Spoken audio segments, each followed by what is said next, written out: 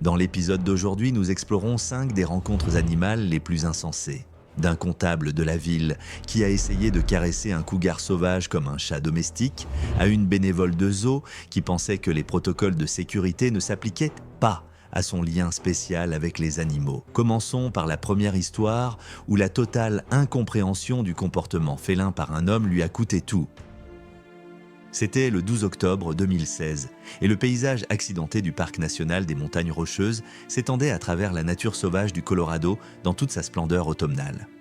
Les feuilles dorées des trembles dansaient dans l'air frais de la montagne tandis que les sommets imposants projetaient de longues ombres sur les prairies alpines parsemées de blocs de granit.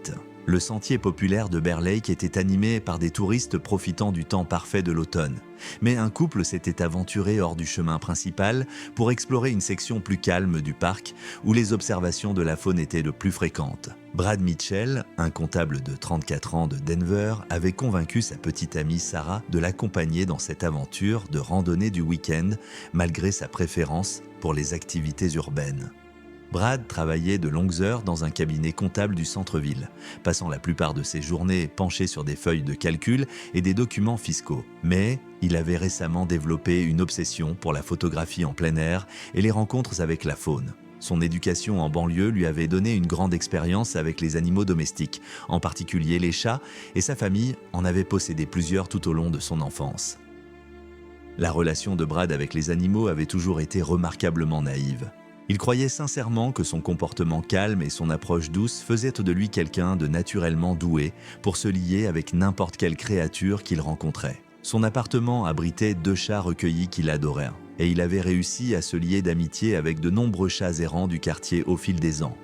Ce succès avec les félins domestiques avait donné à Brad une confiance exagérée en sa capacité à interagir en toute sécurité avec tous les membres de la famille des chats. Sarah était de plus en plus préoccupée par la tendance de Brad à s'approcher des animaux sauvages lors de leurs randonnées. Lors de sorties précédentes, il avait tenté de nourrir des tamias à la main, s'était approché d'élan à des distances dangereusement proches et avait passé 21 minutes à essayer d'attirer un renard pour des photos. Chaque interaction réussie renforçait la conviction de Brad qu'il possédait une connexion spéciale avec la faune qui le protégeait du danger. Cet après-midi-là, le couple avait marché pendant près de 3 heures lorsqu'ils décidèrent de se reposer sur un point de vue panoramique, offrant des vues imprenables sur les sommets environnants. Sarah organisait leur sac à dos quand Brad lui attrapa soudainement le bras et pointa avec excitation vers une corniche rocheuse à environ 50 yards. Se reposant sous le soleil de l'après-midi se trouvait un magnifique cougar de montagne, son pelage fauve se fondant parfaitement dans le décor granitique. Les cougars de montagne, également connus sous le nom de puma ou de lion de montagne, sont la 2e plus grande espèce de félin d'Amérique du Nord, les mâles adultes pesant entre 115 et 220 livres. Ces puissants prédateurs sont parfaitement adaptés à la chasse en terrain montagneux, possédant une force, une vitesse et une agilité incroyables qui leur permettent d'abattre des proies bien plus grandes qu'eux. Les cougars sont des animaux solitaires et territoriaux avec des griffes rétractiles acérées comme des rasoirs et des mâchoires puissantes capables d'infliger une morsure écrasante au cou ou au crâne de leur victime. Bien que généralement insaisissables pour éviter le contact humain, les cougars deviennent extrêmement agressifs lorsqu'ils sont acculés ou approchés directement, attaquant souvent avant que les humains ne réalisent qu'ils ont pénétré dans la zone de danger. Sarah a immédiatement reconnu le danger et a commencé à reculer lentement tout en exhortant Brad à faire de même. Cependant, Brad était fasciné par le bel animal et voyait une occasion sans précédent d'interagir avec un félin sauvage en utilisant les mêmes techniques qui avaient si bien fonctionné avec les félins domestiques. Il avait lu en ligne que les cougars étaient généralement timides et évitaient le contact humain, ce qu'il interprétait comme une preuve qu'ils étaient essentiellement de grands chats domestiques timides. Brad a commencé à s'approcher lentement du cougar, tendant la main de la même manière qu'il utilisait pour saluer les chats domestiques inconnus. Il faisait de doux bruits de baisers et parlait d'une voix douce et câline qui n'avait jamais manqué d'attirer les chats errants du quartier. Les chuchotements urgents de Sarah pour qu'il s'arrête furent ignorés alors que Brad se concentrait entièrement sur ce qu'il croyait être une rencontre incroyable avec la faune. La tête du cougar se leva immédiatement lorsque Brad s'approcha, ses yeux ambrés, suivant son mouvement avec une intensité prédatrice. Les oreilles épais du grand félin pivotèrent vers l'avant et ses muscles se tendirent alors qu'il évaluait ce comportement humain inhabituel. Brad interpréta mal la posture alerte du cougar comme de la curiosité plutôt que comme les signes d'avertissement d'un prédateur se préparant à se défendre.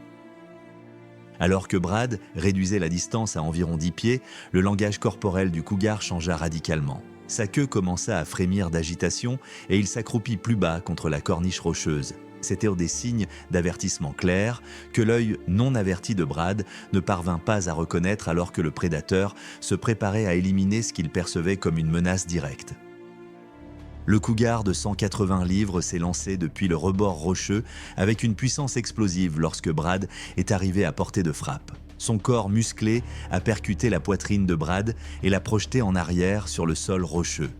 L'impact coupa le souffle à Brad alors que les puissantes mâchoires du cougar s'agrippaient à son torse, ses griffes acérées déchirant ses vêtements de randonnée et la chair en dessous. Les mâchoires massives du cougar se refermèrent sur la gorge de Brad avec une force écrasante, ses puissantes canines perçant la peau et les muscles pour atteindre les artères vitales. La force de morsure du grand félin, dépassant 400 livres par pouce carré, comprimait la trachée de Brad et sectionnait les principaux vaisseaux sanguins de son cou. Les mains de Brad se levèrent instinctivement pour repousser le cougar, mais sa force ne pouvait rivaliser avec celle du puissant prédateur. Les pattes arrière du cougar frappaient violemment l'abdomen et la poitrine de Brad, ses griffes ouvrant des entailles profondes qui commencèrent immédiatement à saigner abondamment. Chaque puissant coup des pattes arrière du félin enfonçait ses griffes plus profondément dans le torse de Brad, perforant des organes et causant un traumatisme interne massif. Les pattes avant du cougar maintenaient en leur prise sur les épaules de Brad, le maintenant en position tandis que ses mâchoires s'efforcèrent d'écraser sa gorge. En quelques minutes, les efforts de Brad s'affaiblirent alors que la perte de sang massive et le traumatisme submergèrent son système.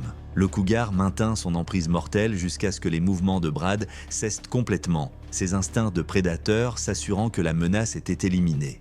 Les cris de Sarah résonnaient à travers la montagne alors qu'elle assistait à l'attaque brutale depuis sa position à 30 yards de distance. Les gardes forestiers et les secours sont arrivés 20 minutes plus tard, mais Brad était déjà mort. L'enquête a révélé que Brad avait enfreint tous les protocoles de sécurité de base pour les rencontres avec la faune dans l'habitat des cougars. Le grand félin a été pisté par les responsables de la faune et euthanasié le lendemain car la politique du parc exige la destruction de tout cougar qui tue un humain. La mort de Brad est devenue une mise en garde sur les dangers de l'anthropomorphisation des animaux sauvages. Mais son erreur fatale n'était pas unique parmi ceux qui sous-estiment les prédateurs les plus dangereux de la nature. Pendant ce temps, à des centaines de kilomètres de là, en Floride, un autre individu trop sûr de lui allait découvrir que l'aptitude athlétique ne signifie rien quand on ignore les tueurs les plus efficaces de l'océan. C'était le 4 juillet 2015 et New Smyrna Beach s'étendait le long de la côte atlantique de la Floride sous le brillant soleil d'été, ses sables blancs bondés de milliers de personnes célébrant le jour de l'indépendance. La brise chaude de l'océan portait les sons de rire, de musique et de vagues déferlantes, tandis que les familles installaient des parasols colorés et des chaises de plage pour le festival de la fête. Des drapeaux rouges d'avertissement claquaient au vent le long du rivage, installés par les sauveteurs qui avaient reçu des rapports d'activité agressive de requins dans la région après les récentes tempêtes. Ashley Thompson, une nageuse compétitive de 28 ans originaire d'Orlando, s'était rendue à New Smyrna Beach spécifiquement pour sa séance d'entraînement quotidienne dans l'océan malgré la foule des vacances et les avertissements affichés. Ashley maintenait un programme de natation rigoureux qui comprenait des entraînements réguliers en mer et elle avait construit une modeste audience sur Instagram de 2400 abonnés en documentant son approche intrépide de la natation en eau libre dans des conditions difficiles. Le passé d'Ashley en tant qu'ancienne nageuse universitaire lui avait donné une immense confiance dans les environnements aquatiques. Elle avait concouru au niveau de la Division 2 pendant 4 ans, se spécialisant dans les épreuves de distance qui nécessitaient une endurance exceptionnelle et une grande force mentale.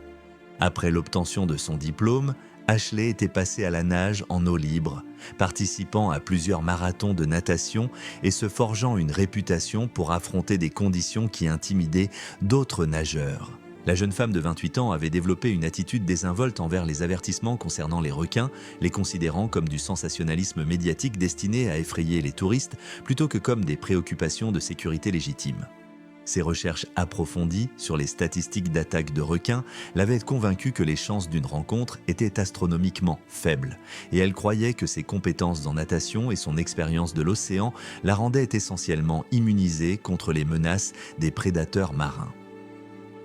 Ce matin-là, Ashley était arrivée à la plage pour trouver des sauveteurs décourageant activement les nageurs d'entrer dans l'eau en raison de récentes observations de requins et des conditions troubles causées par les orages de la nuit précédente. Plusieurs baigneurs ont approché Ashley alors qu'elle préparait son équipement de natation, l'avertissant des drapeaux rouges et partageant des rapports sur un grand requin bulldog qui avait été aperçu chassant dans la zone de surf. Les requins bulldogs comptent parmi les prédateurs les plus dangereux de l'océan, capables de prospérer dans des environnements d'eau salée et d'eau douce.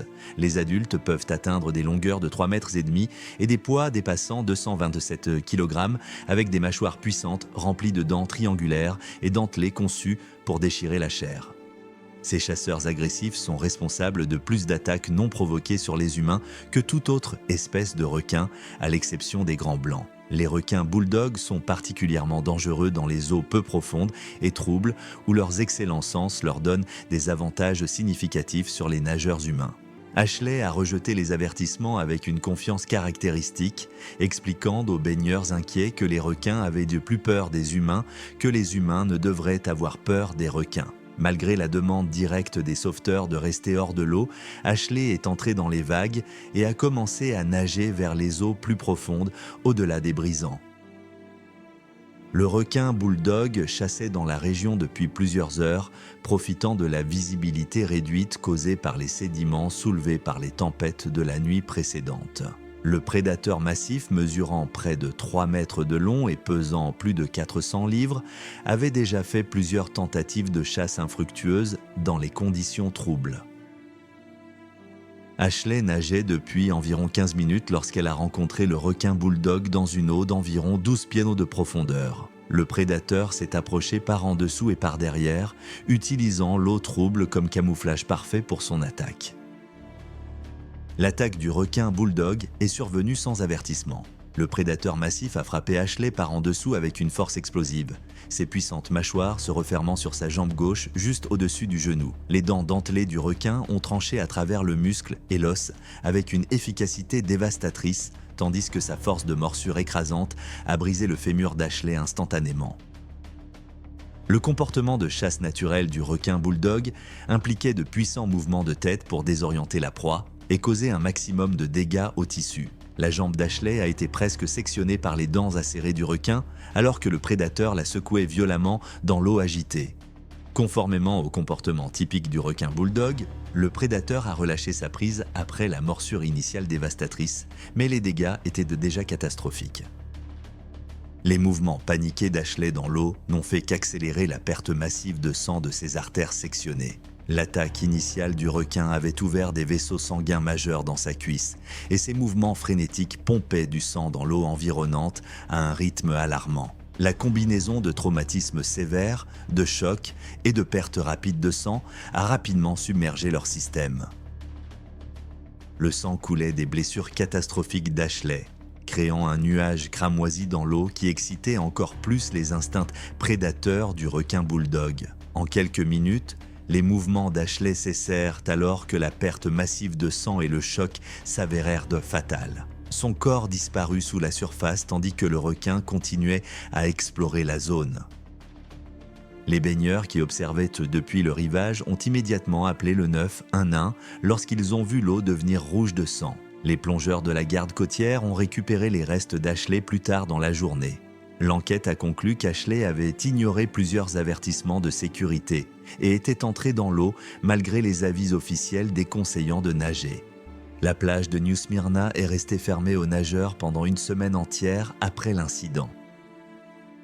Pourtant, même les passionnés de la faune expérimentée n'étaient pas à l'abri des rencontres fatales. en particulier lorsque l'excès de confiance les amenait à sous-estimer les dangers posés par des animaux apparemment familiers. Au cœur des montagnes du Tennessee, un photographe allait apprendre qu'il n'est jamais bon de se placer entre une ours et ses petits.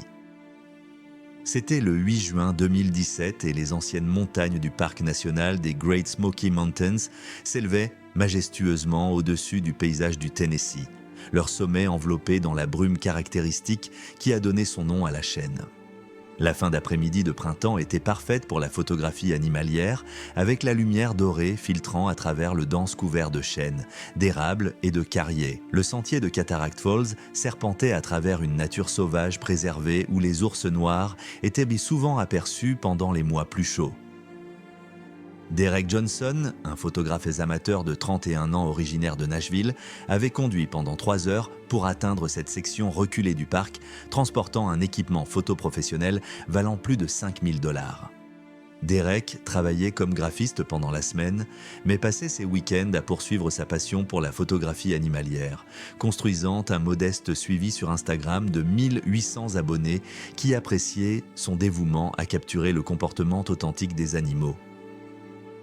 L'intérêt de Derek pour la photographie d'ours s'était développé au cours des 2 dernières années, période durant laquelle il avait réussi à photographier des dizaines d'ours noirs dans le sud-est des États-Unis. Ses recherches en ligne l'avaient convaincu que les ours noirs étaient généralement des créatures dociles qui représentaient une menace minimale pour les humains maintenant des distances respectueuses.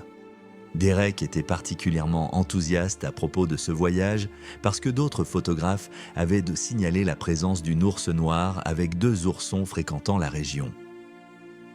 Ce que Derek n'avait pas compris, c'est que les ours avec des petits sont exponentiellement plus dangereuses que les ours solitaires, car leur instinct maternel les pousse à éliminer toute menace perçue pour leurs petits avec une extrême agressivité. Sa mauvaise interprétation des informations en ligne l'avait conduit à rechercher exactement le type de rencontre que les photographes animaliers expérimentés évitent à tout prix. Les ours noirs sont l'espèce d'ours la plus commune en Amérique du Nord, les femelles adultes pesant généralement entre 200 et 300 livres. Malgré leur taille plus petite par rapport aux grizzlies, les ours noirs possèdent une force incroyable et peuvent courir jusqu'à 30 miles par heure à travers un terrain forestier dense. Les ours avec des petits deviennent extrêmement territoriales et agressives, considérant toute présence humaine comme une menace potentielle pour leurs petits. Les mères ours attaqueront sans avertissement pour défendre leurs petits, utilisant leurs puissantes griffes et leur force de morsure écrasante pour éliminer les dangers perçus. Derek avait marché pendant près de 2 heures lorsqu'il a aperçu la famille d'ours dans une petite clairière à environ 100 yards du sentier principal. La mère ours cherchait des baies tandis que ses 2 oursons jouaient à proximité, créant exactement le type de scène que Derek espérait photographier. Au lieu de garder une distance de sécurité et d'utiliser son téléobjectif, Derek a décidé de se positionner pour une prise de vue plus rapprochée. La faute fatale de Derek fut sa décision de contourner la prairie et de se positionner entre la famille d'ours et la lisière de la forêt, où il se retirerait naturellement en cas de menace. Il pensait que ce positionnement tactique garderait les ours dans la prairie ouverte plus longtemps, lui permettant de prendre des photographies plus dramatiques. L'ours a immédiatement détecté la présence de Derek, son sens de l'odorat exceptionnel identifiant l'odeur humaine bien avant qu'elle ne puisse le voir. Ses instincts protecteurs se sont activés instantanément alors qu'elle évaluait la menace potentielle pour ses petits qui jouaient à environ 20 yards de la position choisie par Derek. La charge de la mère ours a couvert la distance entre eux en moins de 5 secondes, ne laissant à Derek aucun temps pour se retirer ou chercher un abri. La femelle de 250 livres a frappé le dos de Derek avec une force écrasante, l'envoyant s'étaler face contre terre sur le sol rocheux, tandis que son équipement photo coûteux se dispersait dans la prairie. Les puissantes griffes de l'ours lacérèrent le dos et les épaules de Derek, ouvrant de profondes entailles qui commencèrent immédiatement à saigner abondamment. La fureur protectrice de la mère ours la poussa à continuer l'assaut avec une brutalité méthodique, ses mâchoires se refermant sur le cou de Derek avec une force écrasante. La pression de sa morsure fractura des vertèbres et sectionna des artères principales. L'assaut de la mère ours a continué pendant plusieurs minutes, sa rage protectrice s'assurant que Derrick ne représentait plus de danger pour ses petits. Les luttes de Derrick s'affaiblissaient alors que le traumatisme massif et la perte de sang submergèrent son système, son mouvement cessant alors que l'attaque brutale de l'ours s'avérait fatale.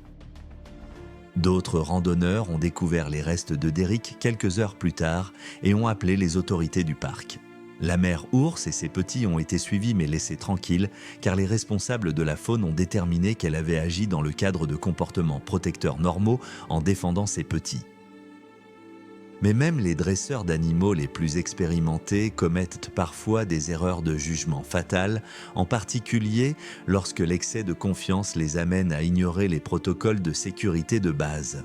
Au Texas, la conviction d'une assistante vétérinaire en son lien spécial avec les animaux s'est avérée tragiquement mal avisée. C'était le 15 mars 2018, et les vastes terrains d'un sanctuaire privé pour animaux exotiques à l'extérieur d'Austin, au Texas, bourdonnaient des activités du week-end des bénévoles et des membres du personnel s'occupant des animaux sauvages secourus. L'installation abritait plus de 200 animaux, y compris des grands félins, des primates et diverses espèces qui avaient été confisquées à des propriétaires illégaux ou retirées des industries du divertissement. Michelle Davis, une assistante vétérinaire de 29 ans, faisait du bénévolat au sanctuaire chaque week-end depuis plus de 2 ans, établissant des relations avec les animaux et documentant ses expériences pour ses 1200 abonnés sur Instagram. Le parcours professionnel de Michelle avec les animaux domestiques lui avait donné confiance avec la faune, mais elle avait développé une tendance dangereuse à anthropomorphiser les résidents du sanctuaire. La femme de 29 ans avait développé ce qu'elle croyait être un lien spécial avec César, un chimpanzé mâle adulte de 150 livres qui avait été retiré d'un centre de recherche. Michelle passait souvent du temps supplémentaire près de l'enclos de César, convaincue que leur connexion transcendait les barrières normales entre les humains et les animaux sauvages. Les chimpanzés mâles adultes sont parmi les animaux les plus dangereux en captivité, possédant la force de 5 hommes adultes combinés à des tempéraments imprévisibles qui peuvent passer du calme à la violence sans avertissement. César pesait 150 livres de pur muscle, avec de longs bras capables d'une portée incroyable et des mains pouvant saisir avec une force écrasante. Les chimpanzés ont des mâchoires puissantes remplies de dents acérées et ils ciblent instinctivement le visage, les mains et les organes génitaux lors des attaques. Cet après-midi-là, Michelle avait remarqué que le jouet préféré de César avait été laissé dans son enclos après le nettoyage du matin. Les protocoles du sanctuaire exigeaient des équipes de 2 personnes et un équipement de protection pour tout entrer dans les enclos des primates, mais Michelle a décidé de récupérer rapidement le jouet pendant que les autres bénévoles étaient occupés ailleurs. La faute fatale de Michelle fut de croire que sa relation avec César rendait les protocoles de sécurité inutiles.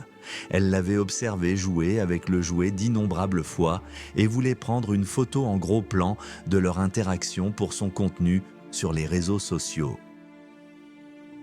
César semblait calme et amical lorsque Michelle est entrée dans son enclos, s'approchant d'elle avec ce qui semblait être une curiosité ludique. Michelle s'est penchée pour récupérer le jouet, tournant le dos au chimpanzé massif tout en se concentrant sur les réglages de son appareil photo. Le comportement de César a instantanément changé, passant d'une apparente amabilité à une agressivité explosive. L'attaque du chimpanzé fut rapide et dévastatrice.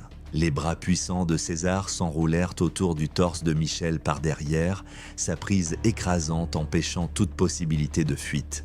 Ses longs doigts trouvèrent de prise sur le visage et la tête de Michelle, sa force incroyable lui permettant de contrôler complètement ses mouvements. Les dents de César déchirèrent le cuir chevelu et le visage de Michelle avec une efficacité terrifiante, arrachant des morceaux de chair tandis que ses mains puissantes attaquaient simultanément ses bras et ses mains.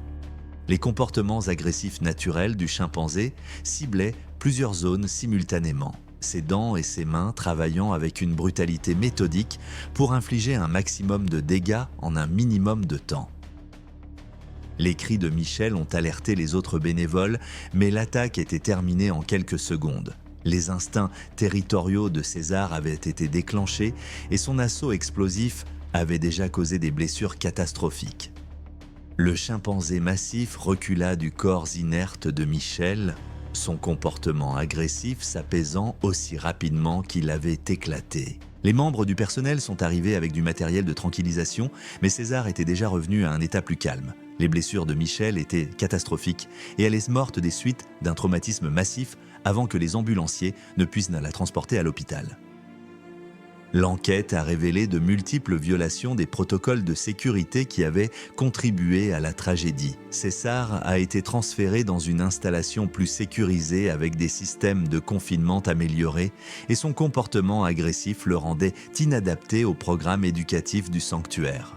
La mort de Michel a entraîné des révisions complètes des protocoles de sécurité dans les installations pour animaux exotiques à l'échelle nationale et des programmes de formation améliorés pour les bénévoles travaillant avec des espèces dangereuses. Cependant, l'exemple le plus choquant de la folie humaine autour des animaux dangereux s'est produit en Floride, où le mépris total d'un homme pour les prédateurs les plus efficaces de la nature lui coûterait tout devant sa petite amie horrifiée. C'était le 22 août 2014, et les vastes zones humides du parc national des Everglades s'étendaient à perte de vue à travers le paysage du sud de la Floride sous le soleil brûlant de l'été. D'anciens cyprès, drapés de mousse espagnole, formaient une voûte semblable à une cathédrale au-dessus des canaux d'eau sombre, tandis que l'air humide bourdonnait d'insectes et résonnait des appels d'innombrables espèces d'oiseaux. Le système de canaux éloignés près de Flamingo était en grande partie désert, à l'exception de quelques gardes forestiers occasionnels et de la faune abondante qui considérait cette nature sauvage intacte comme chez elle. Ryan Martinez, un entraîneur personnel de 25 ans de Miami, avait conduit pendant 2 heures pour atteindre cette section isolée du parc avec sa petite amie Maria à la recherche de l'endroit parfait pour son dernier défi sur les réseaux sociaux. Ryan avait construit un public de 3600 abonnés sur Instagram en documentant des défis de fitness de plus en plus extrêmes. Et il avait récemment commencé à intégrer des environnements naturels dans son contenu pour se différencier des influenceurs de fitness basés en salle de sport. Le passé sportif de Ryan lui avait donné une grande confiance en ses capacités physiques. Il avait été nageur de compétition au lycée et avait maintenu une forme cardiovasculaire exceptionnelle grâce à sa carrière d'entraîneur personnel.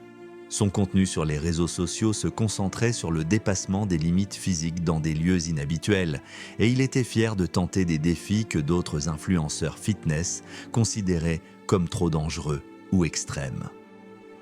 Le jeune homme de 25 ans planifiait cette aventure dans les Everglades depuis des semaines, recherchant des endroits isolés où il pourrait filmer du contenu unique sans la foule de touristes. Sa dernière idée impliquait ce qu'il appelait des défis de nage sauvage dans des plans d'eau naturels, croyant que son entraînement athlétique le rendait capable de gérer n'importe quel environnement aquatique qu'il pourrait rencontrer.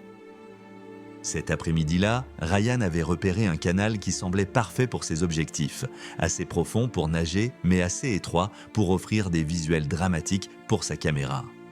Malgré les panneaux d'avertissement clairs affichés dans toute la zone concernant la présence d'alligators, Ryan a rejeté les dangers comme exagérés, convaincu que sa vitesse et son agilité dans l'eau le protégeraient de tout reptile paresseux qui pourrait être présent. Les alligators américains sont des prédateurs de sommet qui sont restés pratiquement inchangés depuis plus de 200 millions d'années, parfaitement adaptés à leur rôle de chasseurs embusqués dans les environnements aquatiques. Les mâles adultes peuvent atteindre des longueurs de 14 pieds et des poids dépassant 1000 livres, avec des muscles de la mâchoire capables d'exercer plus de 3000 livres de pression par pouce carré. Les alligators sont trompeusement rapides à la fois dans l'eau et sur terre, capables de poussées explosives de vitesse pouvant atteindre 30 miles par heure sur terre et jusqu'à 20 miles par heure dans l'eau sur de courtes distances. Ce sont des prédateurs opportunistes qui considèrent tout mouvement dans leur territoire comme une proie à consommer ou une menace à éliminer. Maria était de plus en plus préoccupée par les cascades de plus en plus audacieuses de Ryan, mais ses protestations furent ignorées alors qu'il préparait son matériel de caméra et expliquait son plan de sauter dans le canal pour un défi de natation. Ryan se vantait qu'il pouvait facilement nager plus vite qu'un alligator si l'un d'eux apparaissait, comparant les reptiles à des troncs flottant dans l'eau. Le gigantesque alligator était resté immobile dans l'eau trouble pendant plus d'1 heure, son corps de 12 pieds parfaitement camouflé parmi les racines de cyprès et les branches de tombées. La présence de l'ancien prédateur était complètement indétectable pour les yeux non entraînés de Ryan alors qu'il se positionnait au bord du canal et activait la fonction d'enregistrement de sa caméra. Le saut de Ryan dans l'eau a instantanément déclenché les instincts prédateurs de l'alligator. Au moment où le corps de Ryan a touché la surface, le reptile massif a explosé en mouvement avec une vitesse dévastatrice. La puissante queue de l'alligator l'a propulsé à travers l'eau comme un missile, couvrant la distance jusqu'à Ryan en moins de 2 secondes. Les mâchoires massives de l'alligator se refermèrent sur le torse de Ryan avec une force écrasante, ses 3000 livres de pression mordante fracturant instantanément les côtes et perforant des organes vitaux. L'entraînement athlétique de Ryan était inutile contre un prédateur qui avait perfectionné sa technique de chasse au cours de millions d'années d'évolution. L'alligator a immédiatement commencé son célèbre roulé de la mort, tournant rapidement dans l'eau tout en maintenant son emprise écrasante sur le corps de Ryan. La rotation violente a disloqué les membres de Ryan et causé un traumatisme interne massif tout en le désorientant et remplissant ses poumons d'eau. Après plusieurs rotations intenses, l'alligator a entraîné Ryan sous la surface pour achever le processus de noyade. Les cris de Maria résonnaient à travers les marais alors qu'elle voyait le gigantesque alligator entraîner Ryan sous la surface.